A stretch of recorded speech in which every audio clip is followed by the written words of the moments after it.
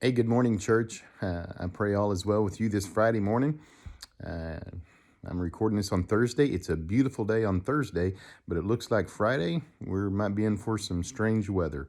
And so pray you're safe and warm today. Hey, we're going to be looking at Ezekiel chapter 8 today. I have really enjoyed diving in and studying Ezekiel chapter 8.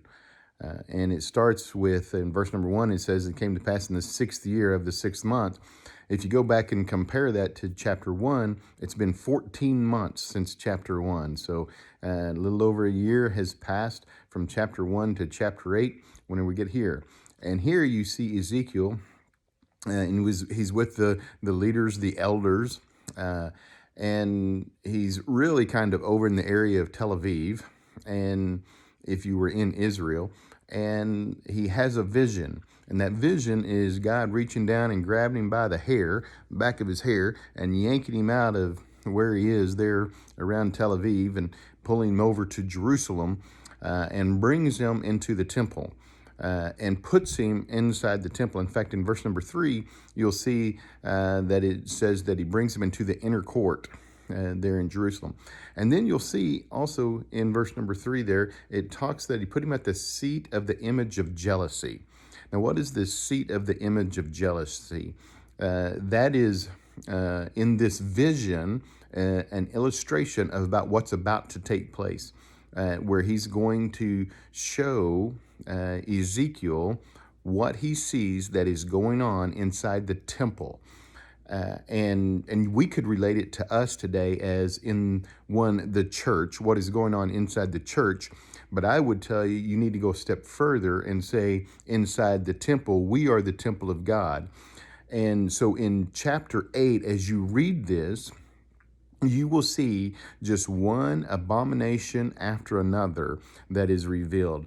And he just says, "Son of man," and he says, "Let me show you what is going on and in the church or in the temple."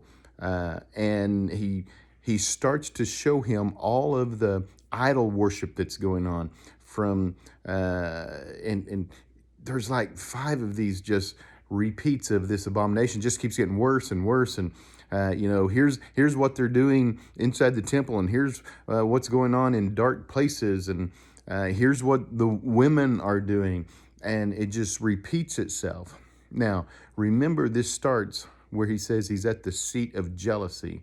This chapter is about God being a jealous God, and he does not want you to put anything before him.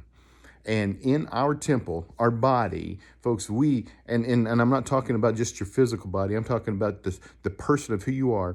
We cannot put any other gods before him. And that is what this warning is. And there are people that think that they can have their regular life and their church life separate, and they can live however they want to. I'm going to tell you, God sees the way that you are.